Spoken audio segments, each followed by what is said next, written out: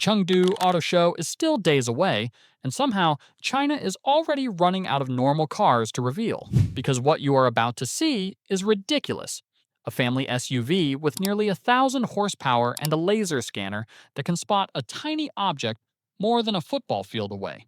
A 586 horsepower off-roader that can drive through almost 3 feet of water.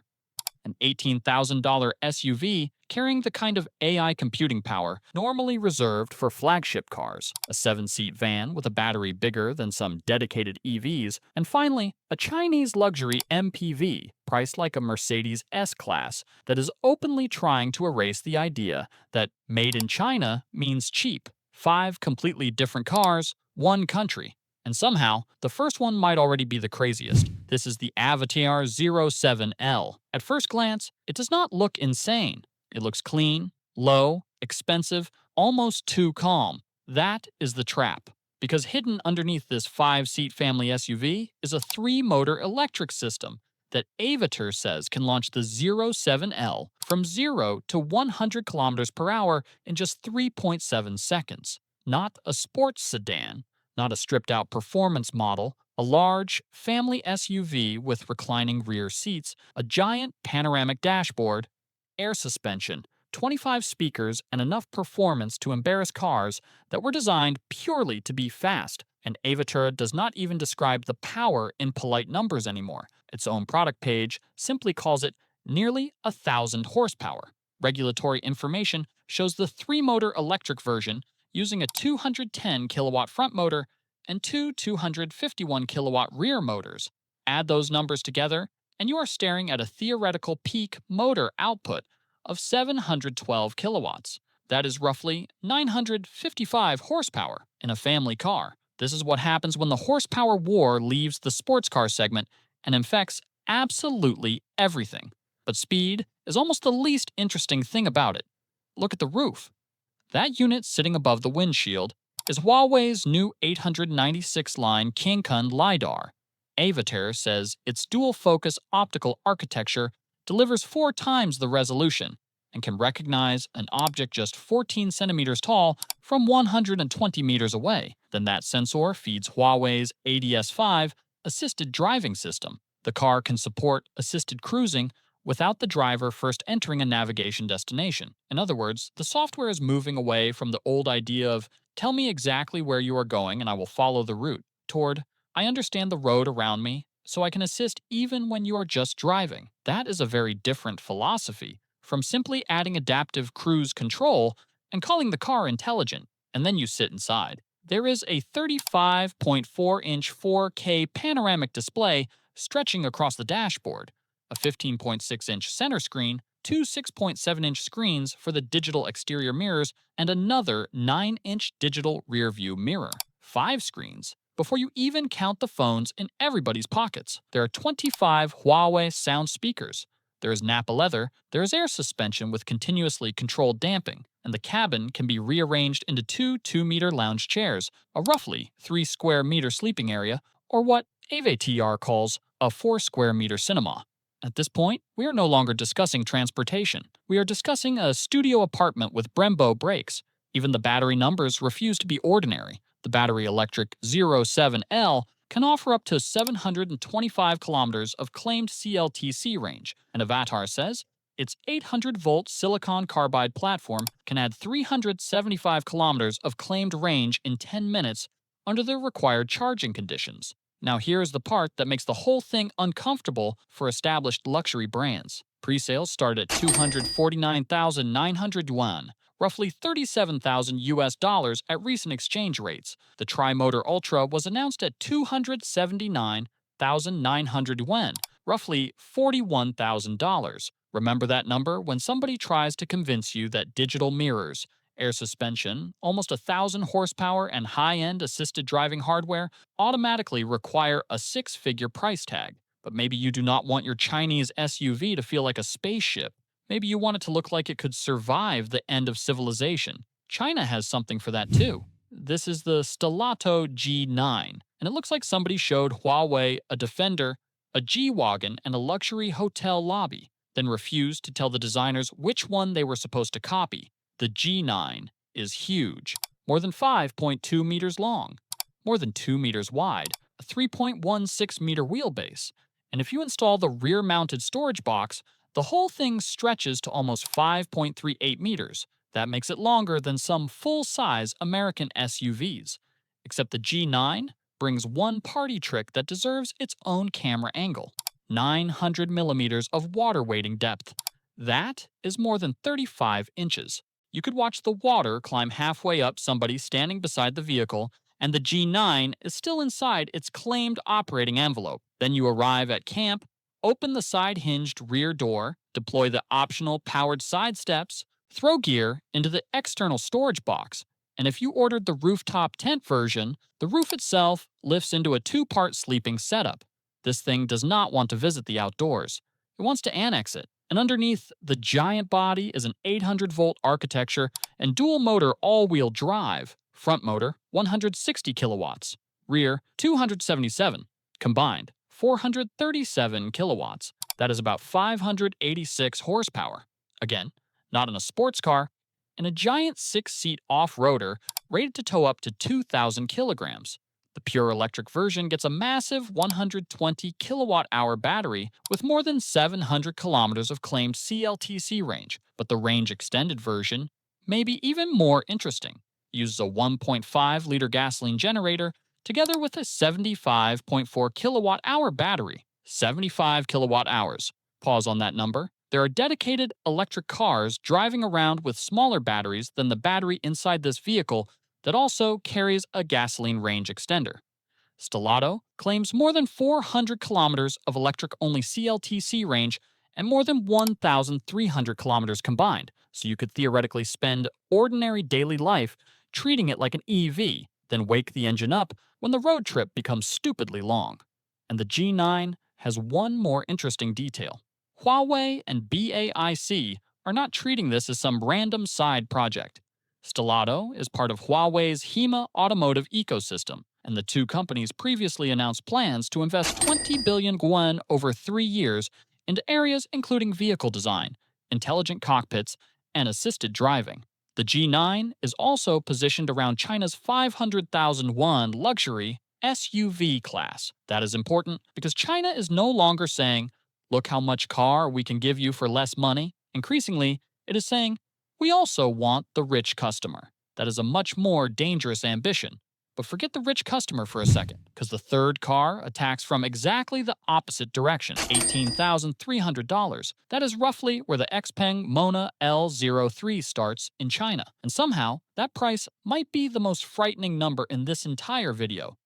Because cheap Chinese cars are not surprising anymore. Cheap Chinese cars with this level of hardware are. The MONA L03 is XPeng's compact fastback SUV. And when it officially launched in China, XPeng said it collected more than 20,000 firm orders in 7 minutes. 7 minutes. Within 1 hour, that figure had reached 46,859. 6 days after launch, the first vehicles were already being delivered. That is not a normal product launch. That is people attacking the order button. Why? Start with the price. The Chinese lineup begins at 123,800 yuan, around $18,300. There are both fully electric and range-extended versions. The current official configuration table lists pure electric versions with up to 650 kilometers of CLTC range, while the longest range extended model reaches a claimed 1,380 kilometers combined, and the extended range version can still provide up to 325 kilometers of claimed electric-only range depending on trim. Again, this is the cheap car. Apparently nobody told the specification sheet. Then comes the computer. The Max version uses XPeng's own Turing AI chip with 750 TOPS of effective computing performance. The Ultra SE doubles that to 1,500 TOPS, 1,500 trillion operations per second of claimed vehicle-side AI compute at roughly 15 to 10,000 yuan in China. A few years ago, numbers like that were marketing ammunition for autonomous driving flagships. Now XPeng is stuffing it into the car aimed at young first-time buyers. And because this is China in 2026, being affordable apparently does not excuse having a normal interior. The passenger seat can become a zero-gravity lounge seat with leg support and 14-point massage. The driver gets heating, ventilation, lumbar adjustment, and massage. There is a 26.8-inch head-up display, a 15.6-inch 2.5K center display, 20 speakers. More than 90% of the cabin's relevant interior coverage uses sound-insulating material, according to XPeng. The electric version even has a 102-liter front trunk, plus 539 liters behind the rear seats, and up to 1,640 liters with those seats folded. This is supposed to be the cheap one. That sentence gets harder to say every year. Even the body has been obsessed over. XPeng claims a drag coefficient as low as 0.228 after 22 aerodynamic optimizations, and says the aero work alone contributed roughly 59 kilometers of additional range in its development testing. That is why the L03 matters more than another 1,000 horsepower flagship. The expensive cars prove China can engineer something extraordinary. The L03 asks whether extraordinary technology is about to become ordinary. That is a much bigger problem for everybody competing on price. And XPeng is not keeping the L03 trapped at home either. It launched the vehicle globally alongside its China introduction and is taking it into dozens of overseas markets, with European pricing naturally far higher than the Chinese domestic figure. So unlike some of the forbidden machines we normally discuss, this one is actually trying to leave China. Now we go from a small SUV aimed at young buyers to something that looks like it should come with a flight attendant. Meet the Leap Motor D99, a 7-seat electric MPV with one of the strangest engineering decisions in this entire lineup. Leapmotor looked at a range-extended vehicle, a car that already carries a gasoline engine for long-distance security, and gave it an 80.3 kilowatt-hour battery. 80.3. For comparison, that is enough battery capacity to power many normal battery electric cars. But on the D99, that is the battery in the version that still carries a gasoline range extender. Leapmotor puts that model on an 800-volt architecture. Then, because apparently 80 kilowatt-hours was still too reasonable, the fully electric D99 gets a 115 kilowatt-hour CATL battery and a full 1,000-volt electrical system with up to 700 kilometers of claimed CLTC range. But the D99 is not really about the driver, it is about everybody behind the driver. The second-row seats can rotate, 45 degrees to make getting in easier, 90 degrees so passengers can face outward, and a full 180 degrees to create a face-to-face lounge with the third row. The front seats can fold back, the rear seating can convert into multiple bed layouts. There is even what Leapmotor describes as a fishing seat arrangement for the third row. I do not know when fishing became part of vehicle engineering, but apparently we are here now. Then, a giant 34.3-inch floating table can deploy inside the cabin, large enough for multiple laptops or tablets. There are 43 storage spaces. The trunk starts at 706 liters and can expand to 2,890 liters. This is no longer a minivan, it is a conference room that accidentally received license plates. And once again, price becomes the punchline. The D99 launched from 249,800 yuan, roughly $37,000. The top versions reached 319,800 yuan, still under $50,000 at recent exchange rates. Try configuring a premium 7-seat electric family vehicle in North America with air suspension, a 100-plus kilowatt-hour battery, and this kind of rear cabin. Then stop when the price begins causing physical pain. The D99 has already entered customer deliveries in China. This is not one more motor show promise waiting for 2029. The first delivery happened on July 20th. And that brings us to the final machine, because China spent years being accused of winning only because it was cheap.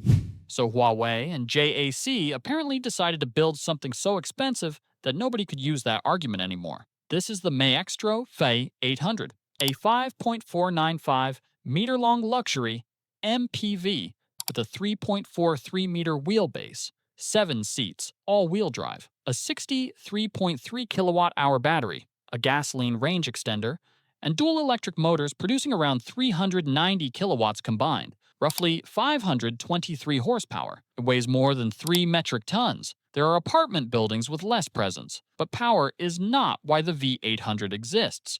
The V800 exists because China wants a piece of a luxury market that historically belonged to imported Mercedes, Lexus, and Toyota products.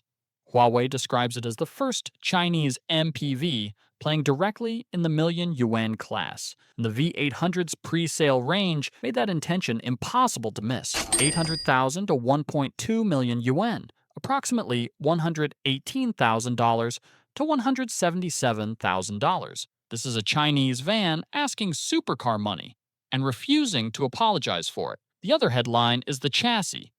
Huawei says the V800 is the first MPV equipped with a fully active suspension system. Think about why that matters. An MPV is tall, heavy. Its passengers often sit far from the vehicle's center. Braking sends the body forward. Acceleration pushes it backward. Corners throw passengers sideways. Traditional luxury tries to hide those movements with soft springs and expensive dampers. Active suspension attacks the body movement itself. The goal is not simply to make a bump softer. It is to make a 3-ton moving living room behave as though physics has been politely asked to wait outside. And this is exactly the sort of technology that becomes more valuable in an MPV than in a sports car, because the person buying a vehicle like this may spend more time in the second row than behind the steering wheel. Huawei has also shown the V800 with a private integrated beverage bar and a cabin designed around executive-level rear seat comfort. The message is obvious. This is not intended to be the sensible family van you buy because 3 children destroyed the back of your SUV. It is meant to pick somebody up from a private terminal. It is meant to sit outside a 5-star hotel. It is meant to make the passenger feel more important than the driver. People are apparently willing to entertain the idea. Huawei said that the V800 and its smaller V680 sibling collected more than 10,000 pre-orders in their first 23 days, with roughly 80% of that demand going toward the more expensive V800. Think about how weird that is. Give customers a cheaper version and an expensive version. 4 out of 5 reservations reportedly lean toward the expensive one. That is not bargain hunting. That is brand ambition becoming real demand. And now step back from the individual cars, because this is where the story gets bigger. The Avatr 07L attacks technology and performance. The Stellato G9 attacks the giant off-road SUV. The XPeng L03 attacks price. The Leap Motor D99 attacks family space. And the Maextro V800 attacks prestige. 5 different segments, 5 different customers. 5 completely different reasons for a Western, Korean, or Japanese manufacturer to pay attention. That is what has changed. A few years ago, the easy response to Chinese cars was simple. They are cheap. Then the cars got fast. They copied somebody. Then the designs became stranger and more original. They cannot build luxury. Then China started selling cars above 1 million yuan. They cannot compete globally. Then companies like XPeng started launching products in Europe at the same time they launched them in China. Every time the argument moves, the cars move faster. And none of this means every Chinese vehicle is automatically better. A 725-kilometer CLTC figure is not what an American driver will necessarily see in winter. A new AI driving system still requires supervision. A giant battery creates weight and cost. A 3-motor SUV has more hardware that eventually needs to survive hundreds of thousands of miles. And a $118,000 Chinese luxury MPV has to prove that its resale value, reliability, service network, and brand image can survive after the launch event lighting switches off. Those questions are real. But here's the uncomfortable part. China now has enough different cars that it can afford to answer those questions while launching another model at the same time. That is the advantage people keep missing. The story is no longer one Chinese company trying to beat Tesla. It is Xiaomi fighting XPeng, XPeng fighting BYD, Avatr using Huawei technology to fight Xiaomi, Huawei working with multiple automakers at once, Leapmotor using enormous batteries and aggressive pricing to push upward, and Maextro trying to convince wealthy buyers that a Chinese badge can belong in the same parking lot as Maybach. They are competing with the world, but first, they are competing brutally with each other, and the customer is getting the result. Almost 1,000 horsepower for around $40,000. A 120 kilowatt-hour off-roader, 1,500 tops in an $18,000 SUV, a 115 kilowatt-hour electric minivan starting below 40 grand, and a Chinese MPV expensive enough to look a Mercedes owner directly in the eye. That is not one breakthrough. That is an industry losing its fear of being ridiculous. And right now, ridiculous might be China's biggest advantage.